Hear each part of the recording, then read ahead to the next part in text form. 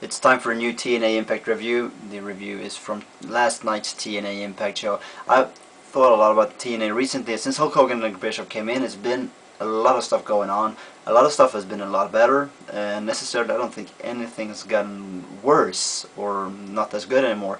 They've had the top ratings of all times. Like they said, this is the top period they've ever had. They mentioned this during this episode of TNA Impact that they are at their top right now. They've never been higher, they've never been more talked about, they've never had more pay-per-view buys, etc, etc. However, I think the things that makes me frustrated right now with TNA is Daniels, quite apparently, I guess they don't have any faith in him. They don't see any potential in him, as they have kind of admonished him and well, I guess reduced him to a mid-card wrestler or something like that. He has lost from going on in a title match of Turning Point in Triple Threat, then having a singles match with the title against AJ Styles at Final Resolution. He's now gone on to lose every match he's ever participated in. He didn't even qualify for the 8-card stud tournament against all odds, and seemingly I guess they have no faith in him. Same thing with Samoa Joe. He came from having a title match at Against All Odds to lose to Orlando Jordan. I wonder there as well, is this a TNA? With Daniels, they apparently have no faith in him whatsoever. Samoa Joe, I mean, he was in a title match, so that makes me think they do have some faith in him. On the other hand, he was in a title match that wasn't even the main event of the pay-per-view. We can talk about what a main event is, but it wasn't the last match of the pay-per-view. It wasn't on the top of the card, because that was Mr. Anderson versus D'Angelo Dinero. So maybe it was, because I came to think when he won his briefcase with the World Championship match, that was before Hulk Hogan and Eric Bischoff and the other guys came in. So that happened before, which means he was tied to having this title match sooner or later. It wasn't not on Hogan's or Bischoff's hands, so to speak. Jarrett wasn't around either when that happened, but one can discuss that it's likely that Jarrett saw a lot of potential in Samoa Joe due to the amount of success he's had in TNA. So, with that in mind, I guess they don't have any faith in Samoa Joe either, seeing as he lost to Orlando Jordan. The same thing was for D'Angelo Dinero. He lost to Orlando Jordan pretty early as well. He came back, he won a match, however, against Orlando Jordan, moved on to bigger and better things, and then won the entire 8-card stud tournament at Against All Odds, and now he's lined for a title match at Lockdown in April, which is the pay-per-view in 2 months. So there is really what I wonder, and that also regarding Daniels, that explains his loss against Sean Morley, a guy we haven't seen since then.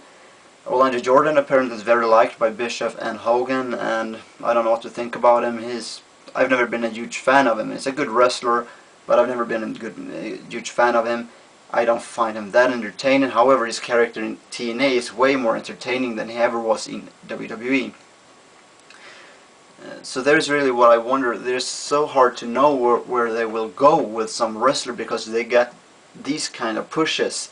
Samoa Joe might be explained, as I said, that he won the briefcase World Championship match before Hogan and Bischoff took over, and maybe they don't see that much in him.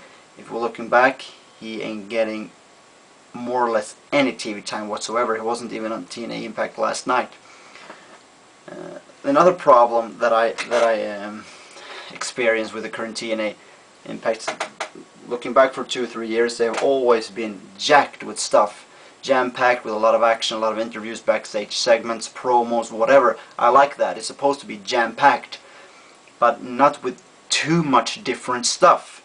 That's been the case for the 2-3 last years. It's been kind of recurring segments, continuous segments, where you kind of follow the action throughout the night to be able to follow the main event Mafia's whereabouts through the entire night, and you've been able to follow some specific feuds throughout the entire night, such as Mick Foley and Kevin Nash when they heard the feud, and other feuds as well.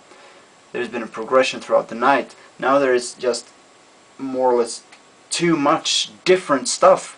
I mean, this week, if we go back last week, Kurt Angle, Mr. Anderson, yeah, they gotta follow up eventually, but looking at the first hour of this last night's Impact, I was like, ooh, there's so much stuff, there's all this and this and this and this, which means every feud, every title gets this portion of the show.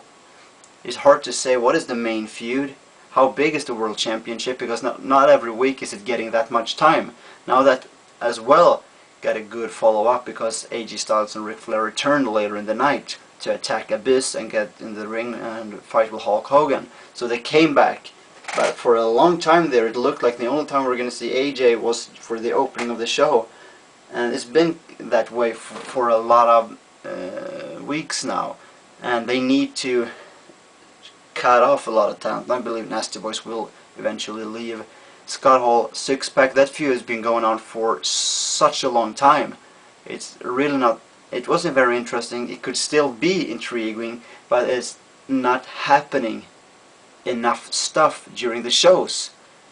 I mean, it's been like for several weeks now where they have come in and they look like they have security all over the arena, and they come go, they go and then they sneak their way in, and it's been like that for a month now. And yeah, eventually now they had a fight, they got into the ring, but it's been kind of recurring. It's hard to say where will this go, because every week they're not allowed in the arena. They have security around the arena, yet every week they get back in. And I think that is the problem. If you have too much stuff going on, too much different stuff, you can have a jam-packed show if it's kind of evolving throughout the night, but if you only have like every wrestler to appear 2 or 3 times at most, it will be too much to take in. And Samoa Joe, the abduction, they more or less didn't mention that from last week. More or less didn't even mention it. So it's hard to really comprehend all that's going on when it's so much different wrestlers. They met Morgan, Hernandez. I don't remember more or less what they did last week. I remember apparently there's going to be a breakup, and I liked how they challenged Beard Money Incorporated. That's going to be a great match if that takes place at Destination X. Speaking of Destination X, however, I thought the rumor said it's going to be an X Division pay-per-view only.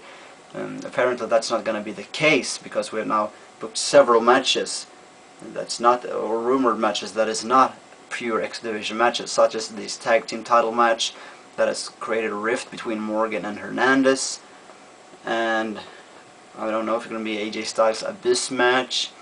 There's a lot of matches that it's talked about on Kurt Angle, Mr. Anderson, or if they're going to wait with that match till lockdown.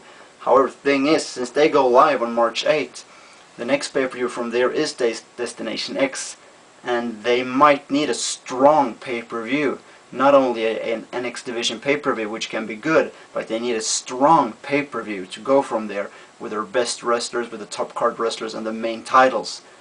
I'm not sure an X Division pay-per-view will do. So in order to make a major and ultimate impact, they need a pay-per-view with the main event wrestlers on it. What do I think of Hulk Hogan getting back in the ring on March 8th? I don't think that's going to be a recurring thing. It's going to be a one-night thing only, and it's a tag team match. Had it been Hulk Hogan being power drunk getting into the ring, he would have been a single